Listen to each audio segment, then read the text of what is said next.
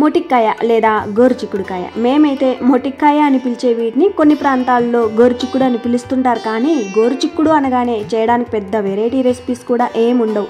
హబ్బా అంటే తిప్పి కొడితే ఒక 5-6 ఉండొచ్చు. అందులో ఇవాళ అయితే మసాలా ఫ్రై అయితే చూద్దాం. రైస్లోకి బాగుంటుంది, సైడ్ డిష్గా బాగుంటుంది, చపాతీ రోటీల్లో కూడా బాగుంటుంది. సరే లేట్ చేయకుండా రెసిపీ చూద్దామా. దానికోసం ముందుగా కావాల్సినన్ని మొటిక్కాయలు తీసుకోవాలి. వాళ్ళైతే 1/4 కేజీ ఒక 250 గ్రామ్స్ మొటిక్కాయలతో రెసిపీ చూద్దాం. వాటికి ఉన్న తల తొక్క కట్ చేసి వీటిని మీడియం సైజ్ ముక్కలుగా కట్ చేసుకోవాలి. చూడండి ఈ విధంగా. ఆ తర్వాత కట్ చేసుకున్న వీటిని ఉడికించుకోవాలి. దానికోసం ఒక పప్పు కుక్కర్ తీసుకుని అందులోకి వేసుకోవాలి.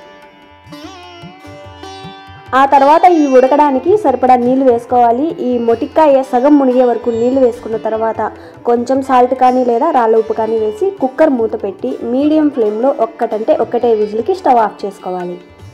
ఈ మొటిక్కాయ ఉడికి ఒక విజిల్ వచ్చేలోపు ఇందులో వేసుకోవడానికి పొడి అయితే రెడీ చేసుకుందాం. దానికోసం కడాయి హీట్ అయిన తర్వాత ఒక 4 స్పూన్స్ దాకా పల్లీలు వేసుకోవాలి. ఆ తర్వాత వీటిని మీడియం ఫ్లేమ్లో ఈ పల్లీలు అనేవి సగం వేగేదాకా వేయించుకోవాలి. మీడియం ఫ్లేమ్లో ఒక 3-4 నిమిషాలు వేయించగా చూడండి పల్లీలు అనేవి ఈ విధంగా లైట్గా రంగు మారి సగం వేగిన తర్వాత ఇందులోకి ఒక 1/2 టీ స్పూన్ దాకా ధనియాలు వేసుకోవాలి. ఇక్కడ వేసిన ధనియాలు అనేవి పూర్తిగా ఆప్షనల్ మాత్రమే. ఇష్టం ఉంటే వేసుకోవచ్చు, లేదంటే స్కిప్ చేసేయచ్చు. వేసుకున్నా బాగుంటుంది, వేసుకోకపోయినా బాగుంటుంది. వేసి ఒకసారి, వేయకుండా ఒకసారి ట్రై చేయొచ్చు. వేసిన ధనియాలను మీడియం ఫ్లేమ్లో ఒక 2 నిమిషాలు వేయించగా ధనియాలు అనేవి వేగి మంచి స్మెల్ అయితే వస్తుంది. ఆ తర్వాత ఇందులోకి ఒక 6 దాకా మీడియం సైజ్ ఎండు కొబ్బరి ముక్కలు వేసుకోవాలి. ఫైనల్గా ఒక స్పూన్ దాకా పుట్నాలు అంటారు కదా, తినేపప్పులు, శనగపప్పు, పచ్చి శనగపప్పు వేసుకోవాలి.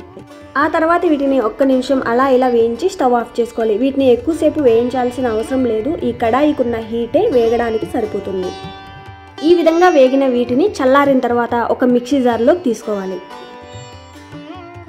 ఇందులో రుచికి సరిపడా సాల్ట్, ఇందాక మొటిక్కాయలు ఉడికించుకోవడానికి కూడా సాల్ట్ వేసాం కాబట్టి ఇక్కడ సాల్ట్ అనేది కొంచెం చూసుకొని వేసుకోవాలి. రుచికి సరిపడా కారం కూడా వేసాక వీటిని మెత్తగా గ్రైండ్ చేసుకోవాలి. మెత్తగా అంటే మరీ మెత్తగా కాదు, కొంచెం మెత్తగా గ్రైండ్ చేసుకోవాలి.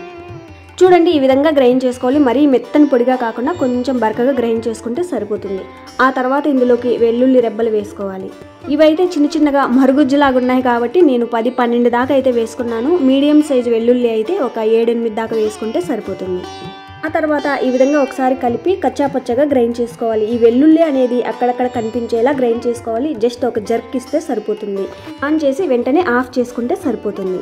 సరే పొడి అయితే రెడీ అయిపోయింది. ఒక విజిల్ వచ్చిన తర్వాత ఒక 5 నిమిషాల తర్వాత ఈ కుక్కర్ మూత తీసి చూద్దాం. చూడండి ఇవి మరీ మెత్తగాను ఉడకలేదు, అలాగని మరీ ఉడకకుండాను లేకుండా ఒక్క విజిల్కి పర్ఫెక్ట్గా అయితే ఉడికిపోయాయి. వీటిని ఈ విధంగా ఉడికించుకుంటేనే టేస్ట్ అనేది బాగుంటుంది. మరీ మెత్తగా ఉడికించుకుంటే ముద్దలాగా అయిపోతుంది ఫ్రై. ఆ తర్వాత ఈ నీళ్ళన్నీ వంపేసి ఈ మొటిక్కాయలో ఇంకా నీళ్ళు అనేవి ఉంటాయి కాబట్టి ఈ విధంగా పిండేసుకోవాలి.